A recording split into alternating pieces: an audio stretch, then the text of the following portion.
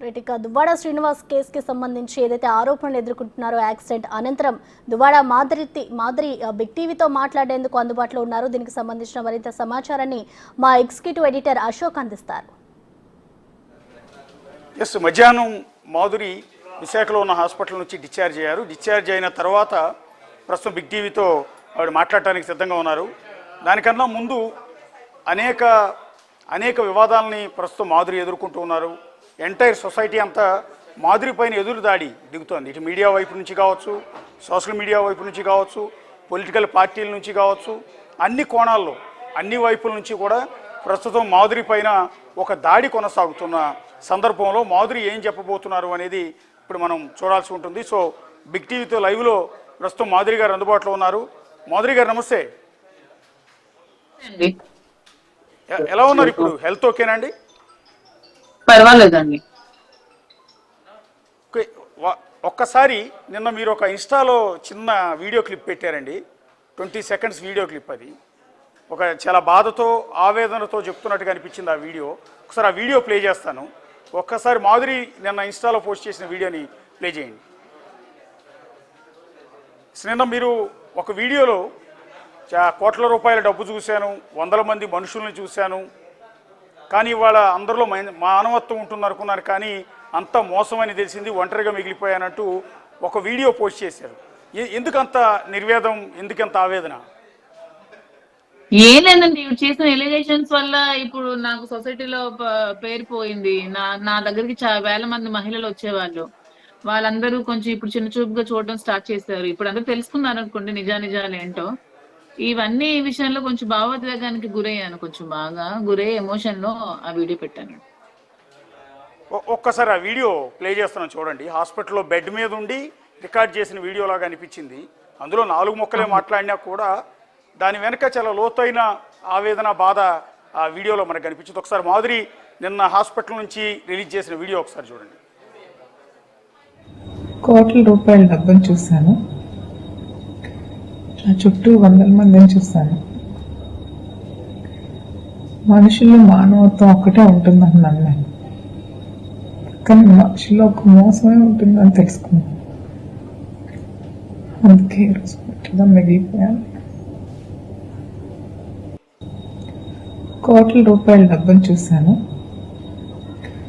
నా చుట్టూ వందల మందిని చూశాను. మనుషుల్లో మానవత్వం ఒక్కటే ఉంటుందని నమ్మాను, కానీ మనుషుల్లో ఒక మోసమే ఉంటుందని తెలుసుకున్నాను.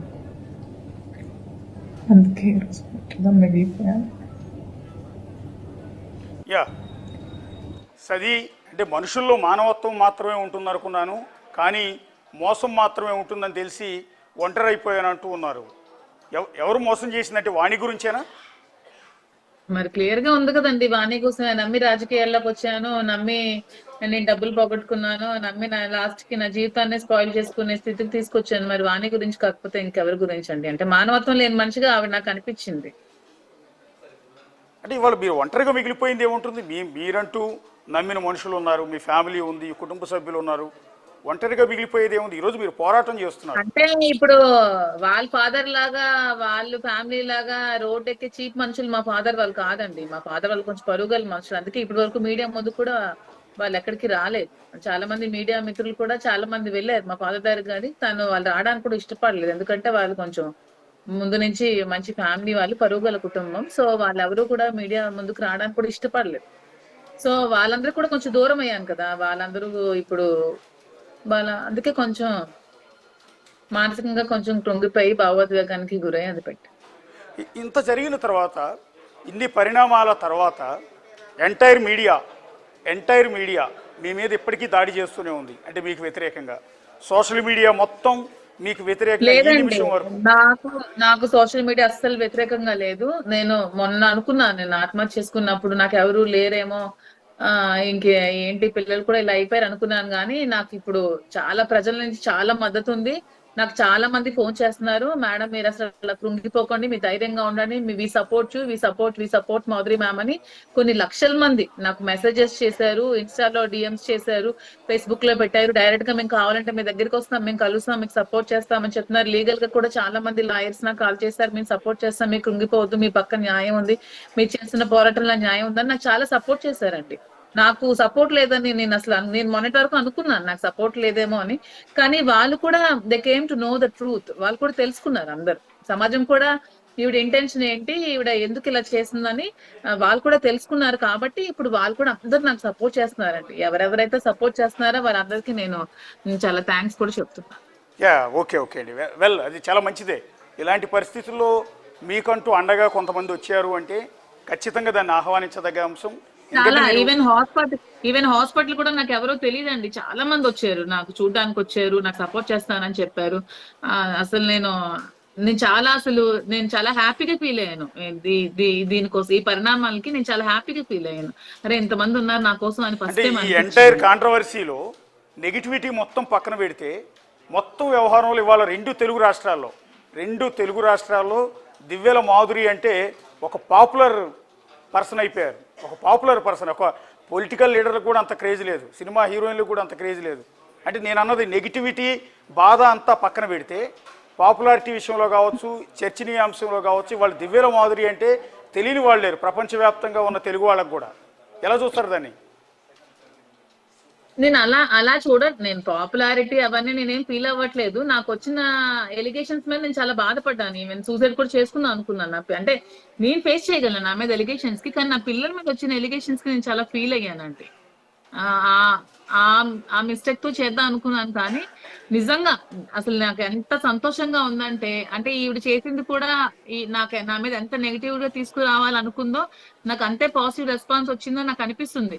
ఎవరో ట్రోల్ చేస్తే టీడీపీ వాళ్ళు ఎవరో చేయాలి తప్పితే జనాలు అయితే చాలా సపోర్టివ్ గా ఉన్నారండి. నిజంగా చెప్తున్నాను, నాకు ఎంత సపోర్ట్ చేశారంటే చాలా మెంటల్ సపోర్ట్ ఇచ్చారు, చాలా మోరల్ సపోర్ట్ ఇచ్చి, చాలా ధైర్యం చెప్పి నా దగ్గరికి వచ్చి నన్ను కలిసి, నాకు అసలు నేను ఆ నిర్ణయం ఎందుకు తీసుకున్నానో అనిపించింది. అసలు చనిపోయేంత నిర్ణయం ఎందుకు తీసుకున్నానో అనిపించిందండి. చాలా హ్యాపీ అనిపిస్తుంది నాకు నిజంగా.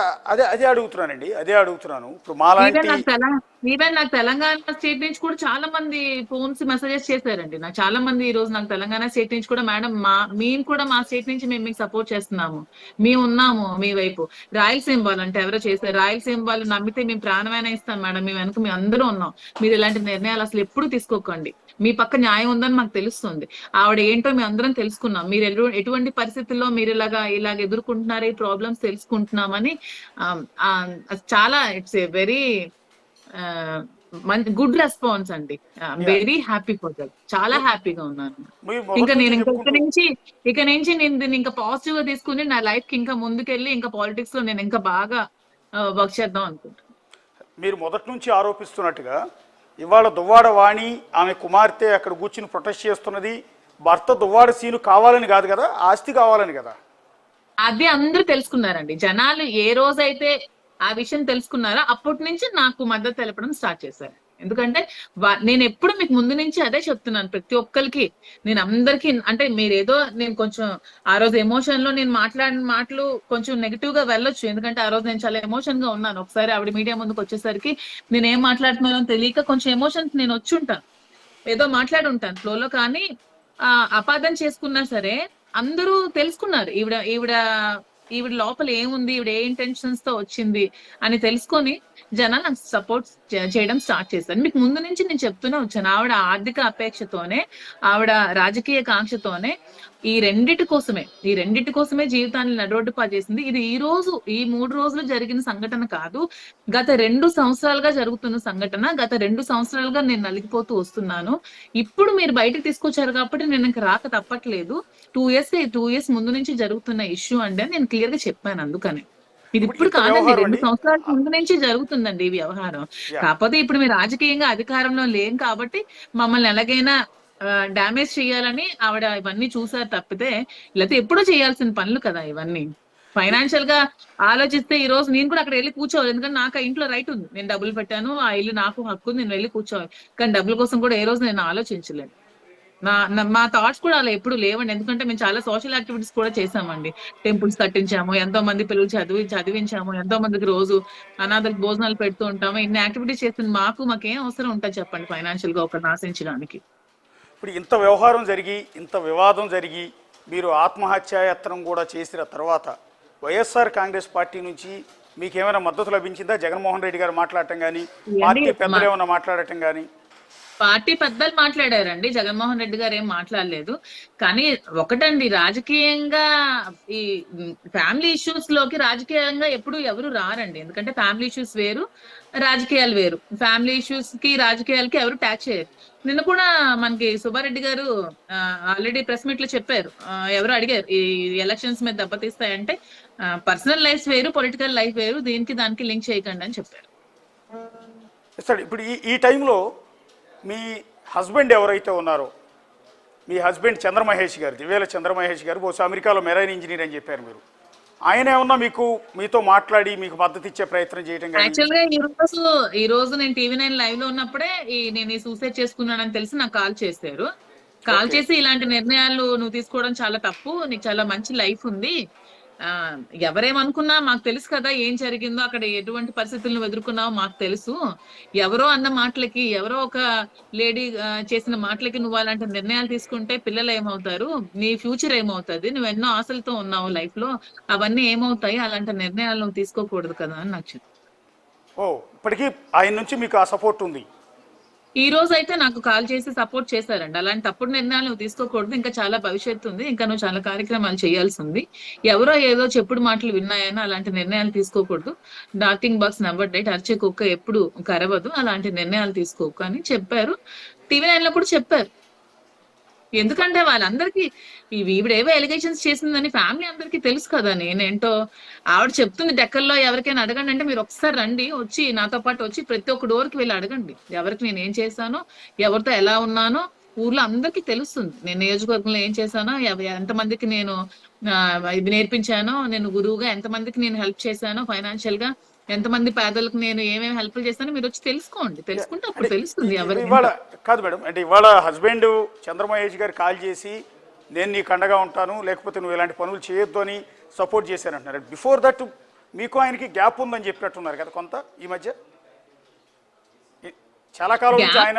గ్యాప్ కూడా ఇదేనండి, ఈవిడ చేసిన ఎలిగేషన్స్ కి పాప అతను కూడా వాళ్ళ ఫ్యామిలీ నుంచి కొంచెం ఇబ్బందులు పడ్డారు. అంటే వాళ్ళు కొంచెం మంచి బ్యాక్గ్రౌండ్ ఉన్న ఫ్యామిలీ కాబట్టి వాళ్ళు కొంచెం ఇబ్బందులు పడ్డారు. వాళ్ళు ఇవి చేసిన ఎలిగేషన్స్ కి కొంచెం బయటికి రావడానికి కూడా చాలా సఫర్ అయ్యారు వాళ్ళు.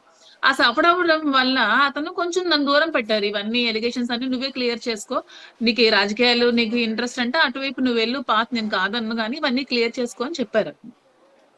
ఓకే, అంటే భవిష్యత్తులో భర్త చంద్రమహేష్ గారు మళ్ళీ తిరిగి ఇండియాకి వస్తే మీ ఇద్దరు కలిసే ఉంటారండి? అంటే ఇది మీ వ్యక్తిగత అంశమే, నేను కాదన్ను. ఈ రోజు అయితే కాల్ చేశారు, ఇంక తర్వాత అతను ఎలా రెస్పాండ్ అవుతారో, ఎలా కాల్ చేస్తారో చూసి మాట్లాడి అందరూ నిర్ణయాలు తీసుకుంటాం. ఇది చాలా మంచి పరిణామం కదండి. మీకు ఒక విధంగా చాలా విషయాల్లో బ్యాడ్ జరిగింది, కొంత ఇబ్బందికరమైన పరిస్థితులు తలెత్తాయి, సూసైడ్ అటెంప్ట్ వరకు వెళ్ళిన సందర్భంలో ఎవరైతే మిమ్మల్ని పెళ్లి చేసుకున్న మీ భర్త ఇవాళ మీకు అండగా నిలిచే ప్రయత్నం చేస్తూ ఉన్నారు, ఇది చాలా గుడ్ థింగ్ కదా మీకు? అవునండి, మీ ఊహించిన పరిణామం బహుశా ఇది. నేను కూడా ఊహించలేదు, మాత్రం అతను కాల్ చేస్తారని నేను ఊహించలేదు అసలు. అతను ఎప్పుడు ఇలాంటి వాటికి దూరంగా ఉంటారు. అతను చదువుకున్నది ఫారెన్ లోనే, అతని జాబ్ ఫారెన్ లోనే, అతను అక్కడే ఉంటారు ఎప్పుడు. నేను ఊహించలేను. ఒక్కసారి మీ సూసైడ్ అటెంప్ట్ విషయానికి వద్దామండి. ఎందుకు మొన్న అంత ధైర్యంగా మాట్లాడారు? బిగ్ టీవీతో కూడా మీరు ధైర్యంగా మాట్లాడాను. నేను ఐఎమ్ స్ట్రాంగెస్ట్ ఉమెన్ ని, నేను చాలా స్ట్రాంగ్ గా ఉంటాను, నేను దేనికి కేర్ చేయను, ఐ డోంట్ కేర్, ఎవరేం అనుకుంటారు ఎవరేం చేస్తారని కేర్ చేయను. నేను చేసుకుంటే అలా ఆలోచించే వాళ్ళు ఎప్పుడు అసలు పాలిటిక్స్ రాకూడదు. ఎందుకంటే పాలిటిక్స్ లోకి వచ్చామంటేనే చాలా మంది మన మీద బురద చల్లడానికి చూస్తారు. అలాంటి ఆలోచనలు ఉండకూడదు కాబట్టి నేను స్ట్రాంగ్ గానే ఉన్నాను. కానీ పిల్లల మీద ఆవిడ చేసిన ఎలిగేషన్స్ కొంచెం బాధ అనిపించింది. నేను కార్ డ్రైవ్ చేస్తున్నప్పుడు పిల్లలు కొంచెం నాతో ఎమోషనల్ అయ్యి మాట్లాడేసరికి కొంచెం డిస్టర్బ్ అయ్యాను, బాగా మెంటల్ గా కొంచెం డిస్టర్బ్ అయ్యాను. డిస్టర్బ్ అయ్యి కొంచెం డివైడర్ కి లారీ వెళ్తుంటే లారీ నుంచి డివైడర్ కి హిట్ చేద్దాం అనుకొని పొరపాటున కార్ కి హిట్ చేశానండి. నేను ఇంటెన్షనల్ గా అయితే ఒక ఫ్యామిలీని ఇబ్బంది పెట్టి చంపే అంత ఈ క్రూయల్ థాట్స్ అయితే నాకు లేవు. నిజంగా పొరపాటున నేను ఇటువైపు హిట్ చేయబోయి పొరపాటున అక్కడ హిట్ చేశాను అంతే తప్పితే నేను వాళ్ళకి కావాలని నేను డ్యామేజ్ చేయాలని చూడలేదు. అది వీక్ మూమెంట్ జరిగిన తర్వాత అనుకున్నాను చాలా తప్పుడు నిర్ణయం తీసుకున్నాను. నాకు ఈ సోషల్ మీడియాలో సపోర్ట్ చూసాక అనిపించింది చాలా తప్పు నిర్ణయం తీసుకున్నాను. ఎవరో 10 మంది 20 మంది చెడుగా మాట్లాడితే అవన్నీ మనం మనసుకు తీసుకోకూడదు. 10 మంది మాట్లాడితే కొంతమంది కూడా మనం సపోర్ట్ చేసే వాళ్ళు ఉంటారని తెలుసుకున్నాను నేను. అంటే ఒకటి ఇంత ధైర్యంగా మాట్లాడి మీరు, ఇంత పోరాటం చేస్తానన్న మీరు ఒకసారిగా సూసైడ్ అటెంప్ట్ చేయటం అనేది ఇంత వెల్ ఎడ్యుకేటెడ్, పైగా మిమ్మల్ని నమ్ముకుని 3 ఆడపిల్లలు ఉన్నారు, ఎంటైర్ లోకం అంతా పక్కన పడేస్తే మిమ్మల్ని నమ్ముకుని 3 ఆడపిల్లలు ఉన్నారు, వాళ్ళను కూడా మర్చిపోయి మీరు ఆత్మహత్యాయత్నం చేయడం ఒక తప్పు. రెండోది అంటే వాళ్ళే మాట్లాడేసరికి అలా అయ్యానండి. వాళ్ళని మర్చిపోయి కాదు, వాళ్ళే మాట్లాడేసరికి మనసు కొంచెం బాధపడింది. ఆ టైంలో డ్రైవింగ్ లో ఉన్నాను కదా, అప్పటికి కొంచెం మెంటల్ గా డిస్టర్బ్ అయి ఉన్నాను కదా. వాళ్ళే మాట్లాడినప్పటికీ కొంచెం మెంటల్ గా డిస్టర్బ్ అయ్యాను. పిల్లలు ఏడ్చినప్పటికీ కొంచెం మనసు చెల్లించింది. అంటే పిల్లలను గుర్తు రావాలి కదా, మీరు లేకపోతే ఆ పిల్లలు ఏమైపోతారా? మరి పిల్లలే కదా ఏడ్చారు. ఆ టైంలో అలా బాధ అనిపించింది.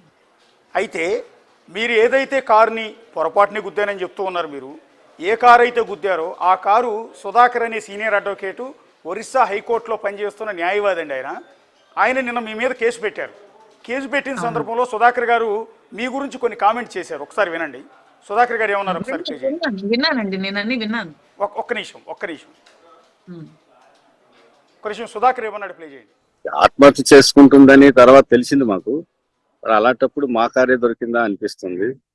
ఏది జరిగినా ఇలాంటి ఇంత నెగ్లిజెంట్ గా ఉన్న వాళ్ళకి మాత్రం కఠినమైన చర్య తీసుకోవాలి. ఆత్మహత్య చేసుకోవాలనుకోవడం ఒకరి ఇష్టం అని అంటే నేను ఒప్పుకోను, ఎందుకంటే అది కూడా అఫెన్సే.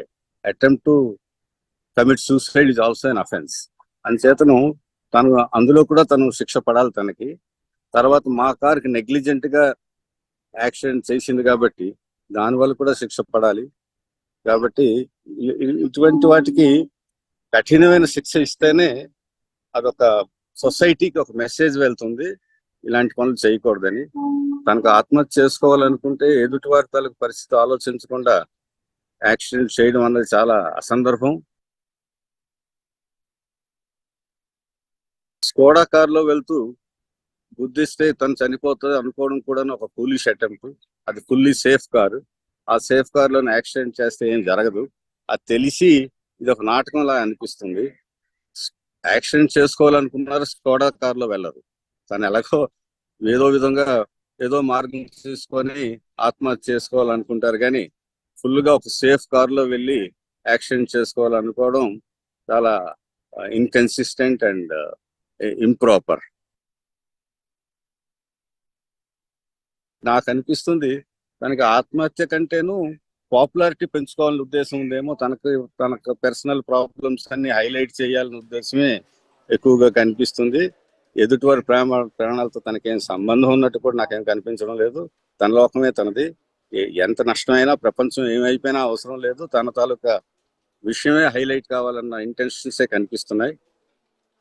ఎస్ అండి, అది సుధాకర్ గారు చాలా పెద్ద ఆయన, దాదాపు చాలా పెద్ద ఆయన వయసులో కూడా. మాట్లాడిన సందర్భంలో ఒకటి, ఆవిడ నిజంగా ఆత్మహత్య చేసుకునే ఆలోచన ఉంటే హైలీ సేఫ్టీ వెహికల్స్, స్కోడా వెహికల్లో ఎయిర్ బెలూన్స్ ఉన్న వెహికల్లో వచ్చి మమ్మల్ని గుద్దదు అన్న మాట అంటూ ఉన్నారండి. అంటే పాపులారిటీ కోసం, సింపతి క్రియేట్ చేసుకోవడం కోసం చేస్తున్నా అన్నట్టుగా అంటున్నారు ఆయన.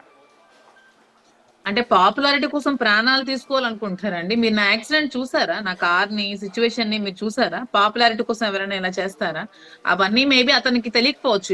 ఇక్కడ సిచ్యువేషన్స్ అతనికి తెలియకపోవడం వల్ల అతను అలా మాట్లాడి ఉండొచ్చు.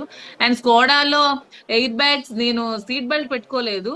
సీట్ బెల్ట్ పెట్టుకుంటేనే ఎయిర్ బ్యాగ్స్ ఓపెన్ అవుతాయని నాకు తెలుసు, కానీ సీట్ బెల్ట్ పెట్టుకోకపోతే ఎయిర్ బ్యాగ్స్ ఓపెన్ అవుతాయని నాకు ఇంతవరకు తెలీదు.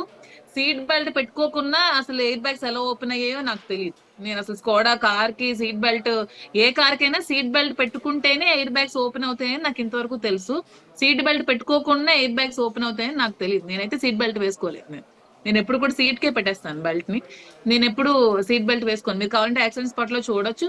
అండ్ మీరు యాక్సిడెంట్ కార్ ని చూసినా మీకు తెలుస్తుంది. నేను క్రేజీ కోసమే ఏదో అటెన్షన్ రావాలని చేసుకుంటే ప్రాణాల మీదకి ఎవరు తెచ్చుకోరు కదండి. నేను నిజంగా చనిపోవాలనుకున్నాను.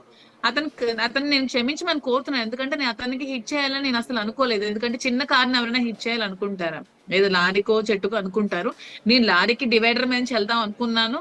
బై మిస్టేక్, నిజంగా బై మిస్టేక్ కారుకి తగిలింది తప్పితే నేను ఇంటెన్షనల్ గా కారు తగిలించాలని అయితే నా ఉద్దేశం కాదు. అంటే ఆయన సీనియర్ అడ్వకేటు, ఆయన సెక్షన్లు కూడా మాట్లాడుతూ ఉన్నారు. ఒకటి మీరు సెక్షన్స్ నా మీద ఆల్రెడీ ఆత్మహత్య కేసు కట్టారు. నేను లీగల్ గా ప్రొసీడ్ అవుతాను. నేను వాళ్ళు కూడా వెళ్ళి కలుస్తాను. నా మీద జరిగిన డామేజ్ కి నేను క్షమించమని కోరుతాను.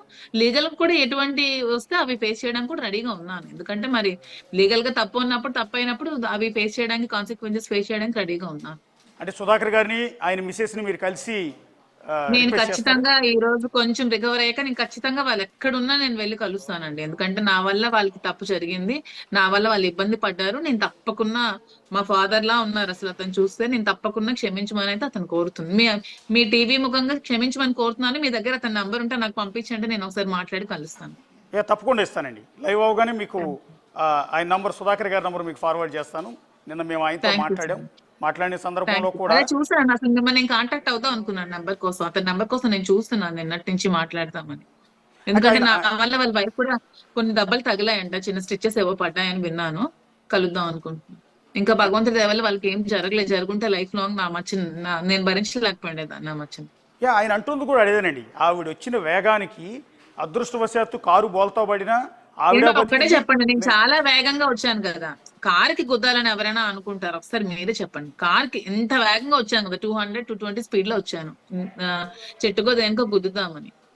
చిన్న కార్కి ఎవరైనా గుద్దుతారా అండి? సోషల్ మీడియా అంతా చిన్న కార్కి ఎవరైనా, జస్ట్ మిస్టేక్ అండి. ఫ్రాక్షన్ ఆఫ్ సెకండ్స్ లో అప్పటికే ఏడుస్తున్నాను. మెంటల్ గా బాగా డిప్రెస్ అవుతున్నాను, బాగా సఫర్ అయి ఉన్నాను. ఆవిడ మాటలకి బాగా మనసుకు బాధపడుతున్నాయి. ఆ టైంలో జరిగింది. కానీ లేకపోతే ఆ చిన్న కార్కి నేను ఎందుకండి గుద్దుతాను? అందులో మనుషులు ఉన్నారని కూడా నేను చూడలేదు అసలు. నేను జస్ట్ అలా చెట్టుకో దేనికో వెళ్దామని ఆగి, జస్ట్ వాళ్ళు అప్పుడే సడన్ గా ఆగడం వల్ల నేను టచ్ అయింది. అది మిస్టేకే. వాళ్ళకి క్షమించమని అయితే నేను కోరుకుంటున్నాను. మీ నెంబర్ పెడితే అతనితో నేను మాట్లాడి వెళ్ళి పర్సనల్ గా కూడా కలుస్తాను. లీగల్ కూడా ఆల్రెడీ కేసు కట్టారు, అది కూడా ఫేస్ చేస్తాను. ఆయన అంటుంది కూడా అదేనండి. అంటే ఆవిడకి పర్సనల్ ప్రాబ్లమ్స్ ఉండొచ్చు. మాధురి గారు లాగా దేశంలో 90 మందికి ఏదో రకమైన ప్రాబ్లమ్స్ ఉన్నాయి. ఆత్మహత్య చేసుకునే వాళ్ళు వేరు వేరు మార్గాలు ఎంచుకుంటారు. కానీ మీరు చచ్చిపోవాలనుకుని మమ్మల్ని చంపాలనుకుంటారు. వేరే మార్గాలంటే, నేను కార్ లో ఉన్నప్పుడు పాప ఫోన్ వచ్చిందండి. కార్ లో ఉన్నప్పుడు పాప ఫోన్ వచ్చింది. కార్ లో మాట్లాడడం వల్ల కార్ లో ఎమోషనల్ గా గురయ్యాను. లేకపోతే ఆత్మహత్య చేసుకోవడానికి కార్ లోనే వెళ్ళి గుద్దాల్సిన అవసరం లేదు. ఆత్మహత్య చేసుకుంటే బోల్డ్ మార్గాలు ఉంటాయి. అసలు ఆత్మహత్య చేసుకోవడం చాలా తప్పు. మన అసలు దానికోసం ఎక్కువ మాట్లాడకూడదు కూడా. కానీ ఆ కార్ లో ఉన్న టైంలో నాకు ఫోన్ రావడం వల్ల కార్ లో నేను ఎమోషనల్ గా, మీరు కార్లో చూస్తే నా బట్టలు అన్ని కూడా ఉంటాయి. నేను రెడీ అయి వెళ్తున్నాను, పిల్లల దగ్గరికి వెళ్ళాలని ఆలోచనతో వెళ్తే ఈ లోపు పిల్లలు ఫోన్ చేసినప్పుడు ఎమోషనల్ గా ఫీల్ అవ్వడం వల్ల ఆ వీక్ మూమెంట్ లో అలా జరిగింది. దీనిలో ఇంటెన్షనల్ గా ఆ కార్ను గుద్దాలని అయితే నేను గుద్దలేదు. డిప్రెషన్ కి గురై ఉన్నా అనుకోవచ్చు బాగా, దానివల్ల అలా జరిగింది అంతే. అంటే పోలీసులు మీ దగ్గర నుంచి బ్లడ్ శాంపిల్స్ కూడా తీసుకున్నారు. బహుశా కొన్ని ఆరోపణలు కూడా వస్తున్నాయండి. మీరు ఒకవేళ మద్యం సేవించి ఉన్నారంటే, లెక్కర్ తీసుకుని ఉన్నారా, లేకపోతే ఒకవేళ డ్రగ్స్ తీసుకున్నారా అన్న అనుమానాలు వ్యక్తం చేస్తున్నారు. ఆ రోజే మీకు మీడియాకి నేను ఆల్రెడీ చూపించాను. నాకు 0 వచ్చింది. ఎందుకంటే ఏదైనా మ్యానిపులేట్ చేయగలరు అవతల పార్టీ వాళ్ళని. ఆ రోజే నేను ప్రూఫ్ కూడా చూపించాను. నాకు 0 వచ్చింది. నాకు ఆల్కహాల్ తీసుకునే అలవాటు కూడా నాకు లేదండి. నేను ఎప్పుడు ఆల్కహాల్ తీసుకోలేదు. అంటే ఇంకా రిపోర్ట్స్ రానట్టున్నాయి బ్లడ్ శాంపిల్స్ కి సంబంధించినవి. అంటే బ్రీత్ అనలైజర్ వచ్చిన రిపోర్ట్ రాంగ్ అండి. బ్రీత్ అనలైజర్ ఇమీడియట్ గా వచ్చింది. ఇన్ కేసు డ్రగ్స్ లాంటివి ఏమన్నా తీసుకుంటే 2-3 రోజులు రిపోర్ట్ పడుతుందేమోనని వాళ్ళ అనుమానం. మరి డ్రగ్స్ లాంటి వాళ్ళు ఏమైనా ఫేక్ రిపోర్ట్లు ఇస్తే ఇవ్వాలి. కానీ నాకు డ్రగ్స్ అలవాట్లు కానీ, మాకు ఆల్కహాల్ అలవాట్లు కానీ అలాంటి అలవాట్లు నాకు ఏవి లేవండి. ఓవరాల్గా ఇప్పుడు యాక్సిడెంట్ అయ్యి హాస్పిటల్ నుంచి వాళ్ళు డిశ్చార్జ్ అయ్యారు. సరే, 3 పిల్లలు అది చూసుంటారు, తెలుసుకుని ఉంటారు, చెప్పుంటారు. వాళ్ళ రియాక్షన్ ఏంటండి? వాళ్ళు మాట్లాడి ఒక తల్లికి ఎట్లా జరిగిందనగానే పిల్లలు బాగా ఏడ్చారు. అమ్మా, మేము ఏదో ఎమోషనల్ గా ఏడ్చితే నువ్వు అలాంటి నిర్ణయం తీసుకుంటావా? మాకు నువ్వు లేకపోతే మేము ఎలా బ్రతుకుతావు, నువ్వు లేకపోతే మాకు ఎవరమ్మా చూసుకునేది అని పిల్లలు బాగా ఏడ్చారు. కొంచెం బాగా బాధ అనిపించింది. ఓకే, ఇవాళ మీరు చెప్తున్న దాని ప్రకారం 2 మంచి పరిణామాలండి.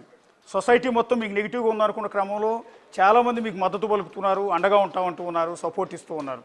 అదే క్రమంలో ఇన్నాళ్ళుగా మీకు దూరంగా ఉంటున్న మీ భర్త కూడా మీతో ఫోన్ చేసి మాట్లాడి ఇవాళ నేనున్నానని భరోసా ఇస్తూ ఉన్నారు. ఈ లైఫ్లో ఈ 2 కూడా మీరు ఊహించిన పరిణామాలు కదా. భవిష్యత్తు ఎలా ఉండబోతుంది అనుకుంటున్నారు మీరు? చూడాలండి. ఇక మీద ఇంకా మళ్ళీ ఈ రోజు వరకు ఇలా జరిగింది. ఇక మీద ఇంకా ఎలా ఉంటుందో చూడాలి.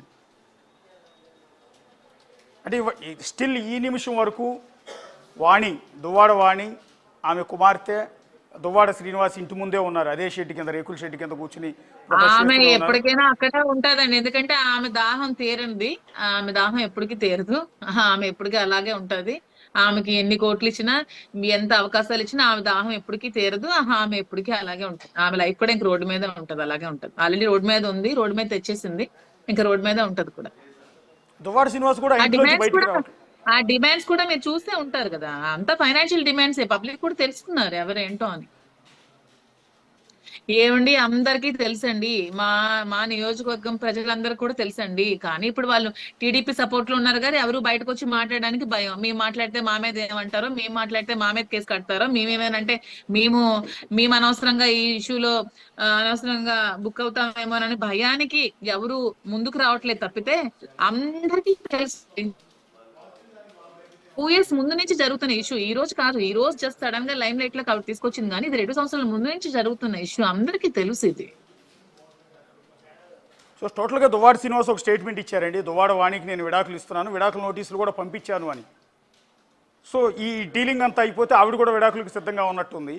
ఒకవేళ ఆస్తి పంపకాలు జరిగిపోతే వెళ్ళిపోవడానికి సిద్ధంగా అవును, ఆల్రెడీ టీవీ9 లో చెప్పినట్టుంది, నాకు ఆస్తి రాసిమనండి, ఆ డైవర్స్ ఏదో ఇచ్చిమనండి, నాకు అనవసరం అని చెప్పింది, విన్నాను. ఏంటి వాట్ నెక్స్ట్ ఫ్యూచర్ అండి? ఐ మీన్ దువ్వాడ నా శ్రీనివాస్ ఫ్యూచర్ అయితే క్లియర్ అండి, నా ఫ్యూచర్ అయితే clear. I want to continue in politics. నేను ఎవరు చెప్పినా నేను ఆగేదే లేదు. నేను వైఎస్ఆర్సీపీ కోసం పనిచేస్తాను, పార్టీలోనే ఉంటాము. అది ఎన్ని సంవత్సరాలైనా కానీ పార్టీలోనే ఉంటాము, పార్టీలోనే కంటిన్యూ అవుతాం. అంటే సో మొన్న శ్రీనిగారితో కూడా నేను కంటిన్యూ అవుతాను ఫ్రెండ్లీగా, ఎందుకంటే రాజకీయంగా ఉండాలంటే మా ప్రజానాయకుడు అతనే కాబట్టి అతనితోనే మేము కంటిన్యూ అవ్వాల్సి వస్తుంది. రాజకీయంగా మేము చేస్తాం, ఇదైతే క్లియర్ అండి, ఈ లైన్ అయితే క్లియర్. దీంట్లో ఏమీ లేదు. వాళ్ళ ఫ్యామిలీస్ ఏం పడతారో, వాళ్ళ ఫ్యామిలీస్ కలిసే ఉంటారో, అది వాళ్ళ ఇష్టం. వాళ్ళ కలిసి ఉండొచ్చు, వాళ్ళ ఇంట్లో ఉండొచ్చు, అది వాళ్ళ ఇష్టం. ఫ్యామిలీ విషయాల్లో నాకు సంబంధం లేదు, నాకు ఎటువంటి సంబంధం కూడా లేదు. అంటే ఈ వివాదం కారణంగా మీకు దూరం అయ్యాడు అనుకున్న భర్త దివ్యల మహేష్ గారు ఇవాళ మీకు దగ్గర అయ్యారండి. అయినా కూడా ఇంకా దువ్వాడ శ్రీనివాస్ గారితో మీరు ఇంకా కంటిన్యూ అవుతానంటున్నారు. ఏమిటి, శ్రీనివాస్ తో రాజకీయంగా కంటిన్యూ అవుతామంటున్నానండి. మీరు ఇదే అపార్థం చేసుకుంటున్నారు. మీరు అపార్థం చేసుకొని మీరు కూడా బ్యాడ్ గా చూపిస్తున్నారు. దువ్వాడ శ్రీనివాస్ గారితో రాజకీయంగా కంటిన్యూ అవుతాం. రాజకీయంగా కంటిన్యూ అవుతారు, ఓకే. చివరిగా ఒక మాట మాధురి గారు ఒక మాట, అంటే గతంలో మీకు ఎంపీ టికెట్ గురించి కొంత డిస్కషన్ కూడా జరిగింది, కొంత మీకు ఇస్తారన్న ప్రచారం కూడా కొంత జరిగిన నేపథ్యంలో భవిష్యత్తులో అంటే వచ్చే ఎన్నికల్లో మళ్ళీ మీరు పోటీ చేయబోతున్నారా? పోటీ చేసే అవకాశం వస్తే? ఏమో, దేవుడు అవకాశం ఇస్తే, జగన్ అన్న అవకాశం ఇస్తే పోటీ చేస్తానేమో, దాంట్లో తప్పే ఉందండి. ఇప్పుడు కొంచెం వచ్చిన కొత్త నాయకులు ఏమైనా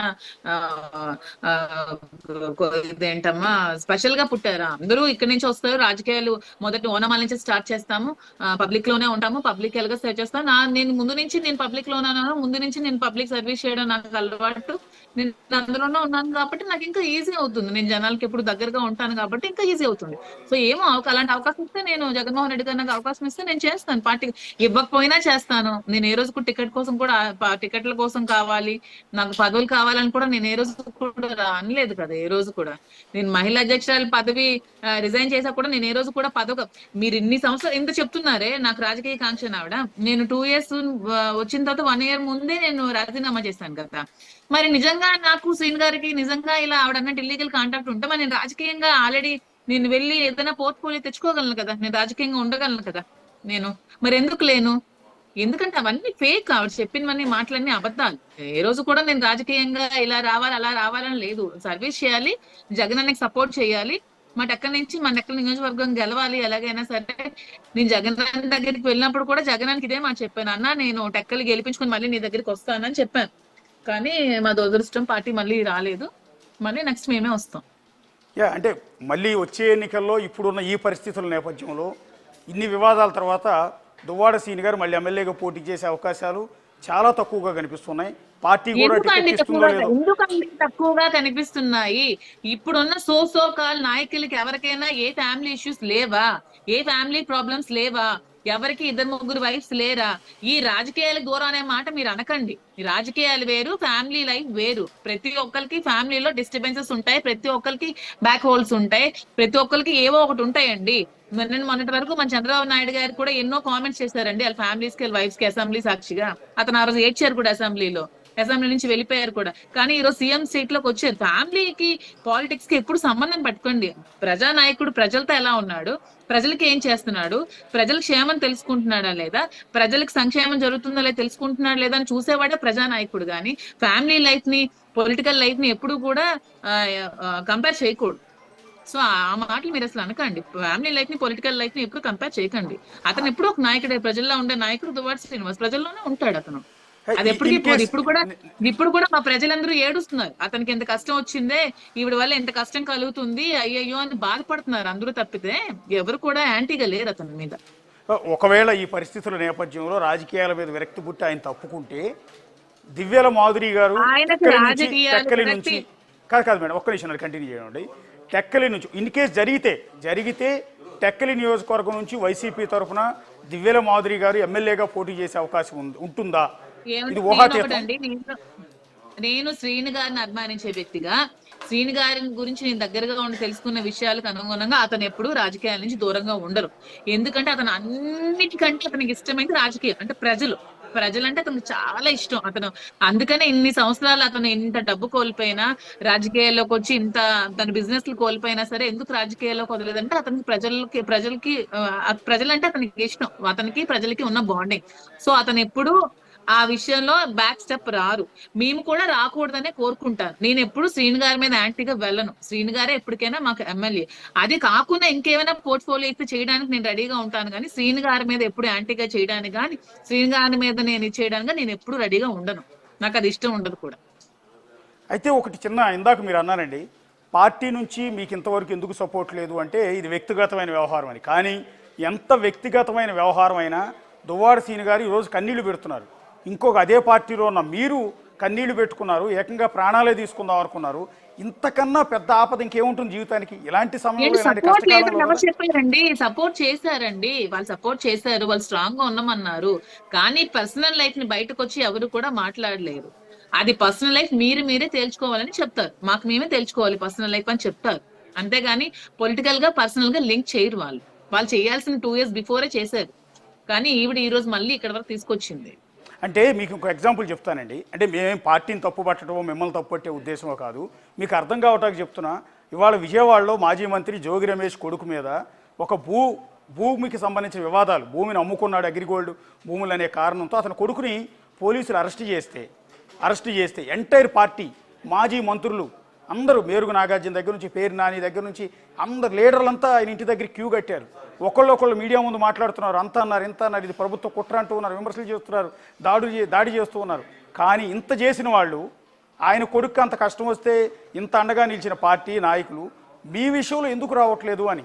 ఇది వ్యక్తిగతమైన శ్రీను గారు కూడా ఇప్పుడు టీడీపీ వాళ్ళు ఏమైనా అతనికి ఇప్పుడు పోర్ట్లో వ్యవహారాలు కానీ, లేకపోతే కాంట్రాక్ట్ విషయాల్లో కానీ, లేకపోతే క్వారీ విషయాల్లో కానీ ఇతనికి ఏవైనా రాజకీయంగా ఇబ్బందులు పెడితే ఇప్పటికీ జగన్మోహన్ రెడ్డి గారు వచ్చి శ్రీను గారి పక్కనే నిల్చుంటారు. కానీ ఫ్యామిలీ విషయాల్లో కూడా ఏ నాయకుడు కూడా ఎప్పుడు వేలు పెట్టడు. అది పద్ధతి కాదు. ఎవరైనా మీరు ఎక్కడైనా చూసుకోండి, భార్యాభర్తల విషయాల్లో ఏ నాయకుడు కూడా ముందుకు రాడు. అది ఎవరు హర్షించదగ్గ విషయం కాదు.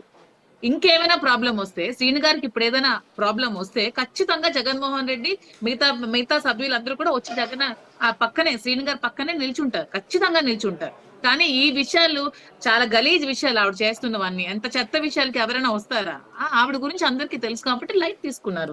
కాదండి, కానీ ఆవిడ గలీజు వ్యవహారాలే చేస్తుండొచ్చు, గలీజ్ ఆరోపణలు చేస్తుండొచ్చు, తప్పుడు పని అయి ఉండొచ్చు. కానీ విక్టిమ్స్ మీరు కదా, మీ కోణంలో చూస్తే మీరు ఒక నాకు సపోర్ట్ చేశారండి, నాకు సపోర్ట్ చేశారు కాబట్టి నేను ఈ రోజు ధైర్యంగా దృఢంగా మీ ముందు ఉన్నాను. సో శ్రీను గారికి అది వైఫ్ అండ్ హస్బెండ్ విషయం కాబట్టి వాళ్ళు డైరెక్ట్ గా ఇంటర్ఫీర్ అవ్వరు. ఇంకేదైనా ప్రాబ్లం వస్తే ఖచ్చితంగా ఉంటారు.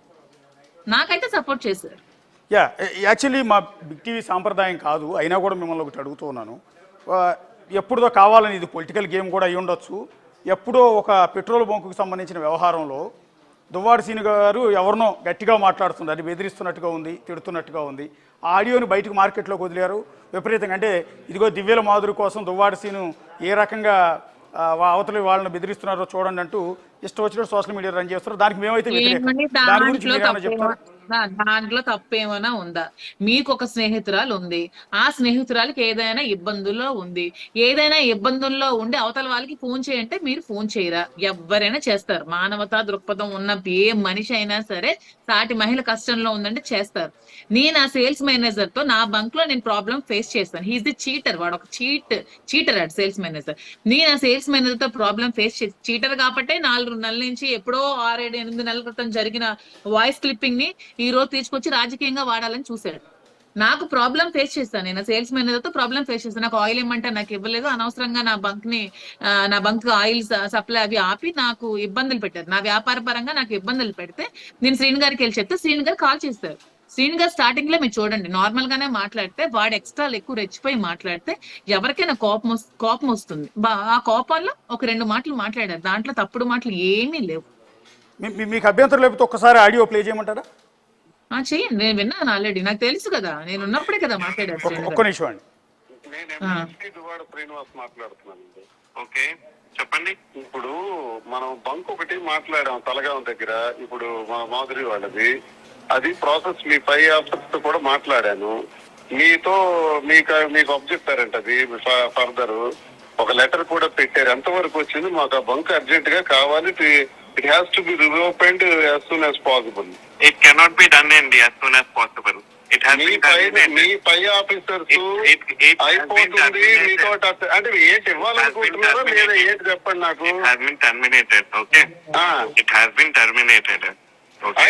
I know that. ఆల్రెడీ నేను వచ్చి విశాఖపట్నం వచ్చి అని మీరు అంటే అలాగా మాకు వినండి సార్ మాకు పర్ డే 10 to 20,000 లీటర్స్ నాకు కావాలి పోర్ట్ కోసం. కాబట్టి ఇవన్నీ first of all pump related ఎవరైనా కూడా ఫ్రాంచైజీ అనే వాళ్ళే మాట్లాడాలి. ఓకే, మీరు ఫోన్ చేసి మీరు మాట్లాడితే అది అవ్వదు కదా. Your not point of contact. I am the authorized person there for that. You are not an authorized person. Are you arguing with me? I'm not arguing with me. I'm not arguing with then how you are saying you are not an authorized person. I am an authorized, so you should not speak like that. You should why not like that. Speak like that? I am asking me your DM and no. They didn't speak like that. 1 minute. You are not authorized person. If not authorized person as an MLC, why should I speak with you? What is the necessity to speak with you? Don't speak with me. Why should I speak with you? What is the necessity to speak with you? Don't speak with me. I am not a You are not authorized person. Why should I speak with you? Don't what is speak the with necessity me. to speak with you? Don't speak with me, I please. am asking you, your manager, You don't your speak DM with me. told me, Hello, your sir. DM told Hello, me sir. to speak with you. Don't your scream. Your Don't DM scream and told shout to me, okay? Listen, ask your DM. Don't shout. Ask your DM. Don't shout. అదండి, అంటే I am the authorised person అన్నమాట. I am the మీరు basic గా petrol bunk మీది, problem మీది, మీరు call చేయాలి.